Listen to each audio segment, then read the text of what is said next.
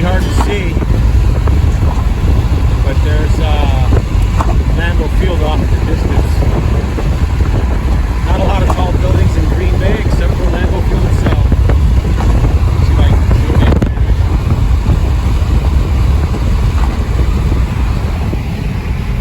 I'm on my way to Wisconsin Log Homes,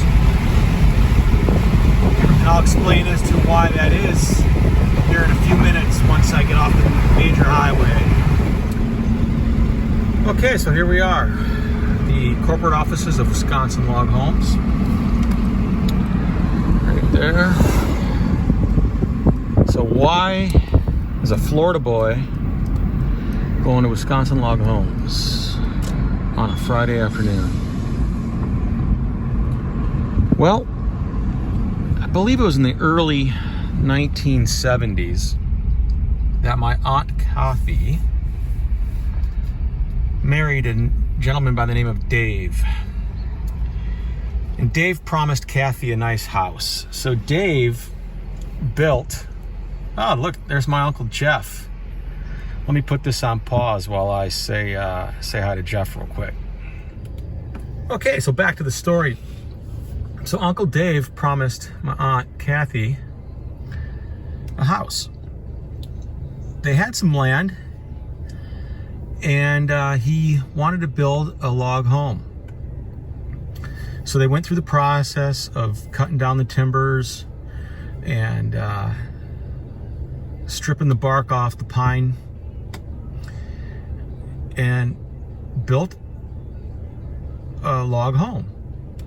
And I've been told the story a couple of times on how all this transpired, but it's been a long time, so I will do my best to remember it, the details, but there might be some slight embellishments or some things omitted. But basically what it was is, after, they got some help from some friends and stuff building the house. I'm pretty sure it took many months. I don't know if it took over a year, but it took some time, right? Because they built it by hand. They didn't have the means to, maybe rent big equipment or things of that nature or whatever. But they built the house, and when the house was done, a friend wanted a house. And so Dave's like, okay, well, we can build you a house as well. And so they built another home. And if I remember correctly, that's kind of how it started, is they, Dave and Kathy built their first house for themselves, and then somebody wanted one, and they, okay, we'll build it for you. And then, I guess another person wanted another one, and they just kept building homes. And that was in the early 70s. So now we're, fast forward to 2023, and it's a small business now. It's got around 15 employees, give or take, which includes, all the guys that, or there could be some women, I suppose, but all the help that works in the mill, because they source the logs and they got to cut the logs themselves, finish the logs, get them ready for the job site. And then of course there's sales guys, there's architects, then there's the administrative people that got to run the show. So it's about 15 people, and it's a quite successful company. They do pretty well. There's been some news articles written up about them over the years, because it's a local business to the Green Bay area, and they would get a story written up about them or things of that nature. They've done some TV interviews, but in all, that's why I'm here, right? I got family that run the show, and I knew Uncle Greg was working today, and I wasn't sure if he was going to be able to make it to Titletown Brewing tonight to visit, so I thought I'd come out and at least see him. And just so happens I saw Uncle Jeff was here too, which was pretty interesting. But my cousin Nate, which is Dave and Kathy's son, he's not in today. Not sure I'll get to see him this trip. It'd be great, but can't see everybody.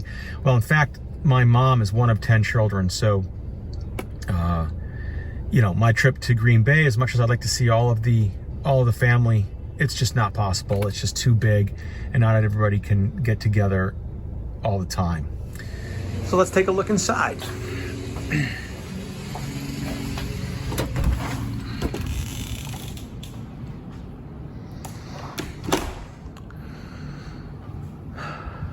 So this is pretty representative of what some of the homes could look like, right? Large fireplace, the logs on the inside, these types of chandeliers. They could outfit your house with all the wood furniture, things of that nature. Now, one of the things that Uncle Dave did is he started making furniture, and I don't know if anything in here is something that he made. I don't know if he, made chandeliers like that. If he did, I don't know where he would source the antlers. But it wouldn't surprise me if he could make something like that. He was pretty good. He could have made this table for all I know. Could have made that. Not sure, but I know that he was making furniture for a while. So you got your options for your roofs, right? You got your shingles. One of the things that they're having a hard time sourcing are metal roofs. They just can't seem to find companies that want to put on metal roofs for some reason. Different siding options to go along with your wood. So you got your stone look. Uncle Dave and Kathy and Aunt Kathy were hunters, so they've got some of their taxidermy hanging in here. I don't know if all of it's theirs, but I definitely know that some of it has been in here. So one of the things that Uncle Dave invented was a different type of log cabin construction.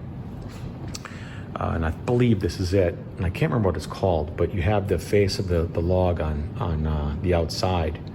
And then you've got a 6-foot timber. And inside the timber is where your insulation would go.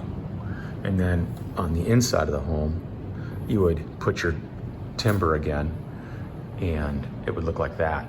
So you actually get the efficiencies of a modern home, but the look of a traditional log home. So that was an invention that Wisconsin Log Homes came up with. So let's see what else we got.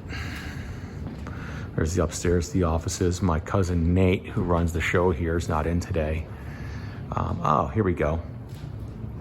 That, if I remember correctly, or I'm pretty sure, that's the bison that my Aunt Kathy hunted. Pretty long story, but it was a good one. They actually won a trip to go bison hunting, and that was the end result. So this is the Wisconsin Log Homes. And I just had a quick visit with my Uncle Greg, who is vice president here, and Uncle Dave and Aunt Kathy have since retired, and the son, Nate, bought the business over, or bought the business from them. All right, so call it a day. So that's Wisconsin Log Homes, guys, and I hope you enjoyed it. I always love coming here. I've been coming to this place for 40-something years now, maybe 50. Well, actually, this office has not always been here. This was developed later on. They actually were building the homes off of their property where they built their original house. They were actually using that land as the corporate office, if you want to call it that, right? That's where the mill was for the longest time and things of that nature. So that's where they did a lot of the work. And then eventually they expanded and built an official corporate headquarters on a piece of commercial land. So I've been coming to this location though for quite a few decades now, and stopping in and saying hi and things like that. All right, I'm heading back to the house. I'm gonna stop and pick up some pho. Yes, there are Vietnamese restaurants in Green Bay. I'm gonna grab some pho, take it back to the house and eat it with my lovely wife, Sylvia. She's taking care of some translation jobs today at home. And then we'll be heading out again tonight. All right, guys, we'll tune in soon. Bye. So there's a lot of the timbers and some machinery, some storage containers, the shipping containers. So yeah, they do it. They make all the logs here on site. Or I should say prep the logs, right? You don't make logs. Pho restaurant's just up the way here. Here's Titletown Brewing. This is where we'll be tonight. Continue straight to stay on North Broadway. Then your destination will be on the left. There you go. Right here on the left is PhoComa. So, anyways, this is a nice little downtown area. Do some shopping and things of that nature. A lot of old brick buildings. Actually, this one looks pretty new, but there's a lot of old architecture around here. It's really cute. All right, so I think I'm coming up to the restaurant, so I'm gonna call this a day, or at least your destination is on the left. There we go, PhoComa. Gotta like that when you put the name coma in your food, because it's gonna give you food coma. The best food does that, right?